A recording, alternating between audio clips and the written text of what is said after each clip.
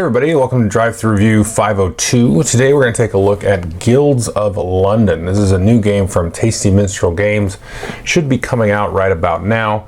It's designed by Tony Boydell, who did a couple of games I enjoyed before, Snowdonia and Fzt. That's how you say the game. So this is very much a Euro game through and through. It's got card hand management, area control, different kind of special tiles that you can control and take over, maybe give you special abilities or score points in different ways. And so let's just jump into how the game actually works mechanically, and then I'll give you my thoughts on it. Okay, here's just about everything that you will get in the box and what you need to play the game. A couple of key things. You have sort of your main board here. In the center here, we've got the Guilds of London tile, and players will start off with 4 of their pawns and their player color here.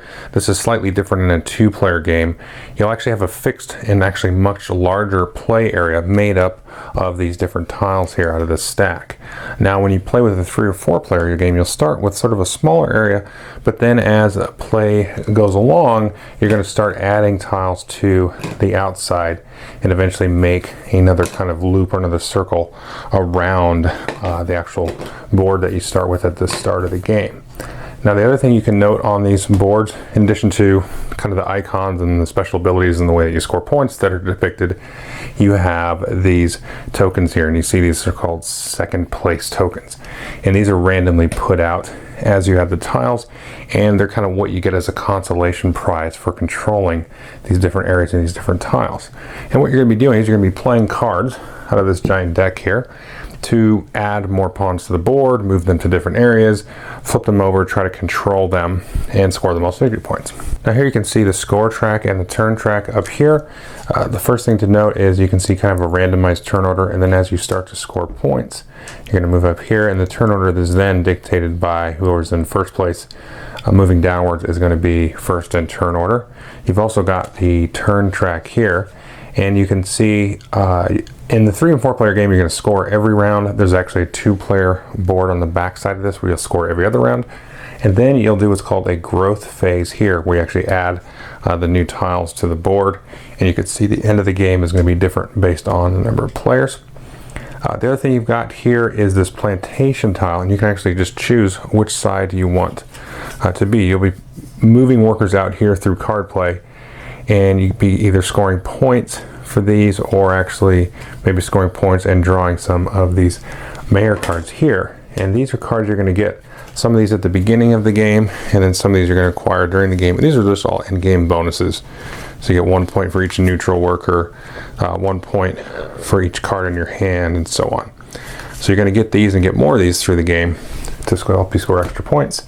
And you can see here are the neutral workers. There's 2 per player. This is a 3-player game, and a little reminder of max of 7 cards at the end of your turn. Well, how does a turn work? Well, you're going to be playing cards out of your hand. You'll start the game with some of these cards, and you'll draw more.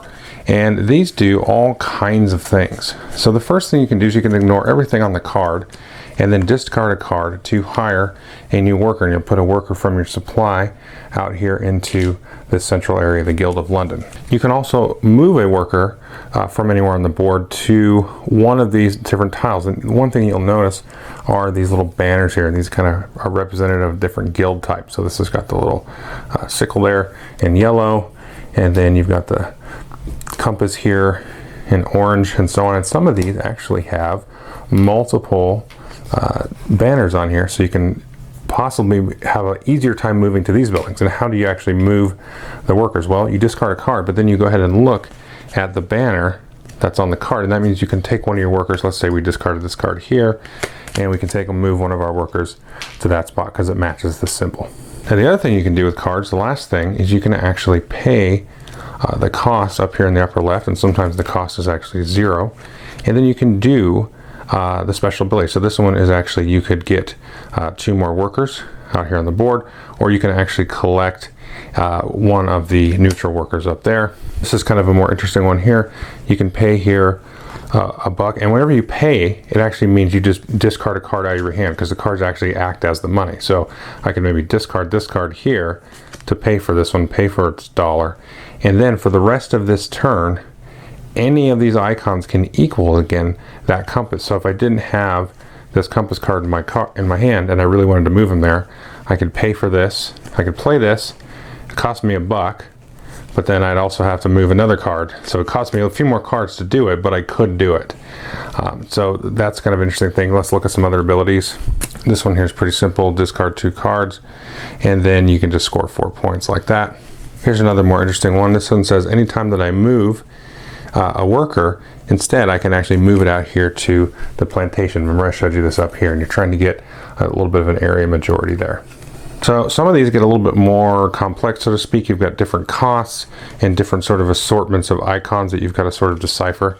Now thankfully, the game comes with a couple of these reference sheets here. And these, unfortunately, don't cover every sort of permutation, but you can sort of piece together what the cards actually mean, because at some level the icons are used here. So if you look at this one that I just showed you here, you know, this one is the exact card, but sometimes you might see this other icon here, just that top one, which means spot 2 tiles that you control, and then you can move your workers around. But there might be other cards that actually have the spot thing on here, but that exact sort of composition of icons won't be there. But I would say definitely after your first play, probably maybe it would take 2 plays for some folks, and which would be totally understandable because there's a lot of different icons and things, but you can sort of work through the language of the game, so to speak, and get to where you need to go.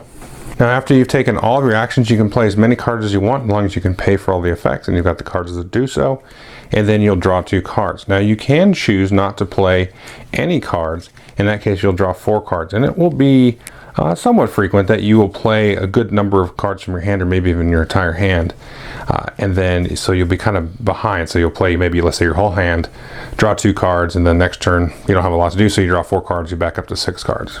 Now you are going to resolve tiles for scoring, like I said, and there's a few sort of conditions that need to happen. You're going to resolve them left to right, top to bottom, and you're going to have a prerequisite number of pieces in a spot to resolve it. So let's take a look at these 2 tiles. You can see this icon here in the upper left. That means you need to have that number of pieces. So if in this case we had 2 pieces from, doesn't matter which player, then we'll resolve that. And if it's a tie, like in this case, then we'll just leave it be. We won't actually resolve it until there is no tie. And then you're going to resolve it. So let's say the green player had another piece here, like so.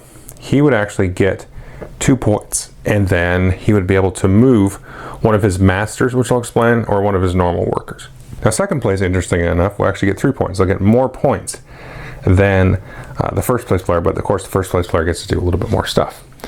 Now once you resolve it, let's say we resolve it, these guys will go back, and then one of the winner tiles or characters will stay on top here, so he'll flip this over, and then now this player has a master in this guild type here. So as long as this figure's on here, this is considered a master. And if you remember, then this allows you to actually move masters. So if you had a master on another tile, this is what it means. You can move one of those masters.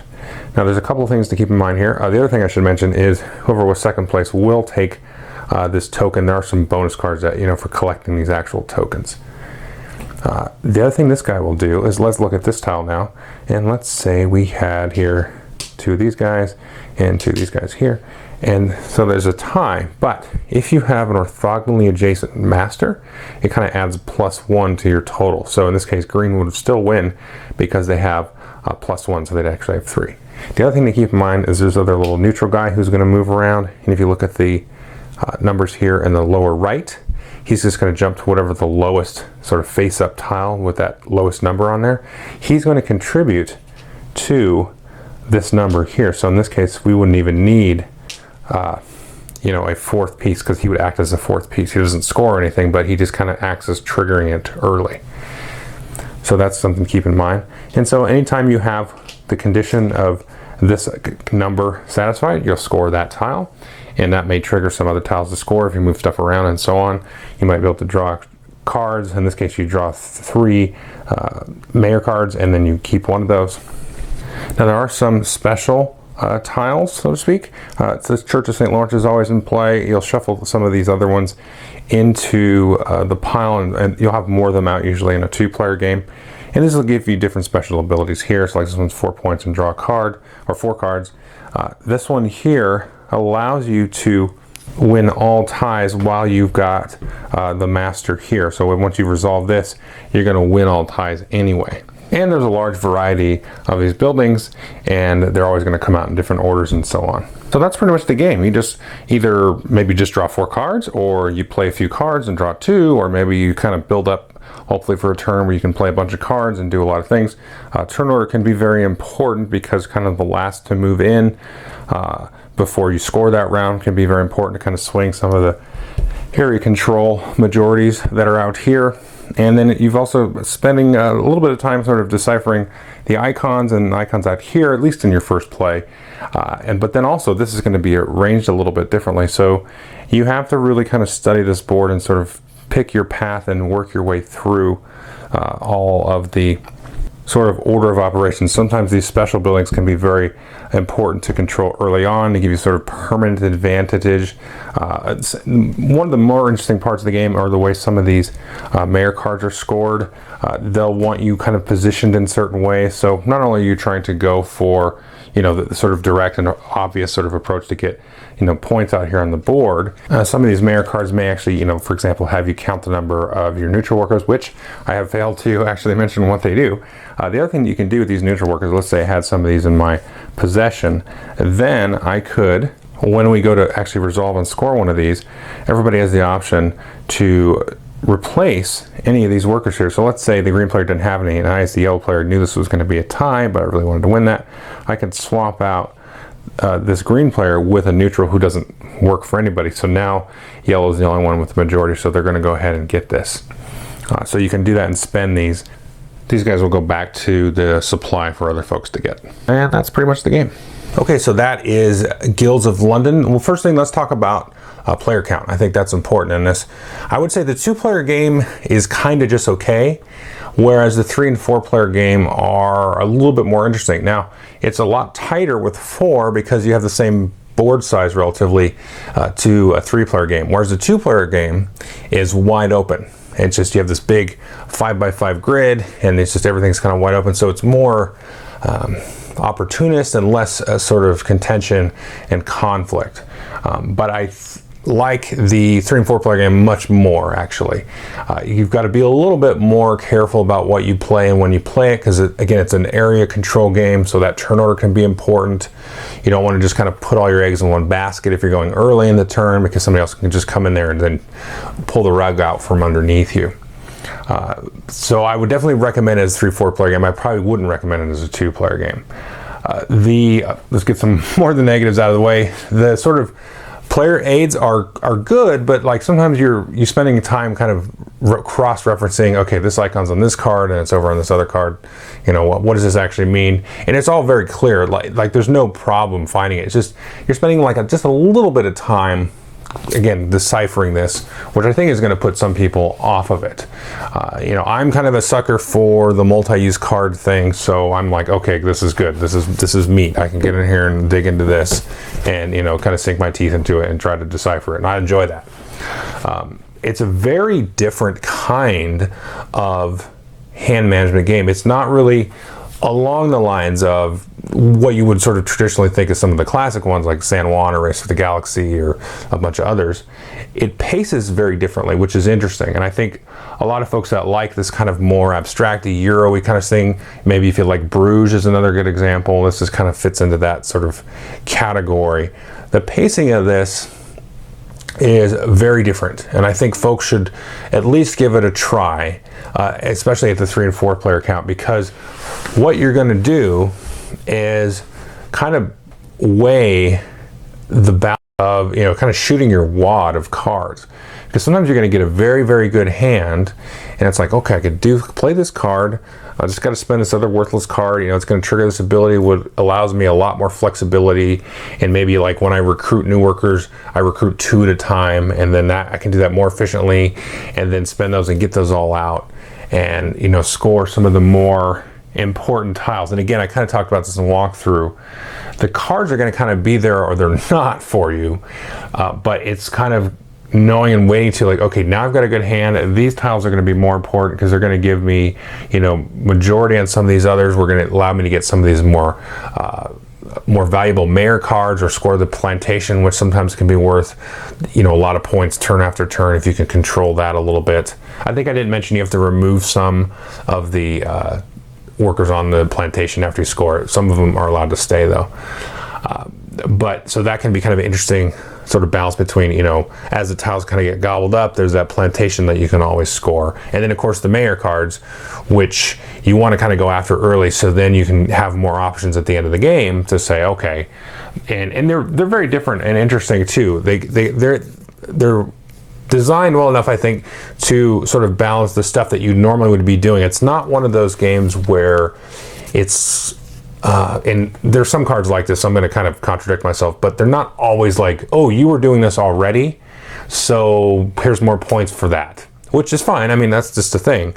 But some of these are like that, but some of these are also like these weird ones, like you've got to have workers in certain areas, which isn't necessarily directly tied to the stuff that you were doing, or you need masters of a certain type, or you need to have like no workers in the guild hall, or you want to have some workers in the guild hall.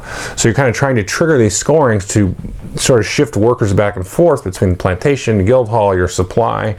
So there's some interesting things like that that make it just kind of that extra level of crunchiness, which is interesting. So I would recommend this to folks that are kind of already like in that Euro vein. They like the hand management stuff. They like the kind of area control and kind of crunchiness. And if you don't like area control, I know there's a lot of folks, not a lot, but I've played with some folks that don't like area control. And so that was a little off-putting, but I think that there's kind of enough also going around this with all the hand management and all the different kind of ways that you can score points, that it sort of softens the blow a little bit of that area control. And you've also got like your consolation prize, which sometimes can be worth more points than the first place. So you can kind of go in and grab like a couple of second places. So again, it's kind of that whole thing of just sort of strategizing and piecing through this sort of endlessly presented puzzle. Okay, the tiles are different now, this tiles are gone, now I've got a whole new hand of cards. And the one thing you're doing is you're not usually saving cards that much, like for that long. It's not like you're waiting and then playing bam, this one big card to score points. It's again all about the board here, which is a very kind of different dynamic. So that's Guilds of London. Definitely take a look at it. Thanks.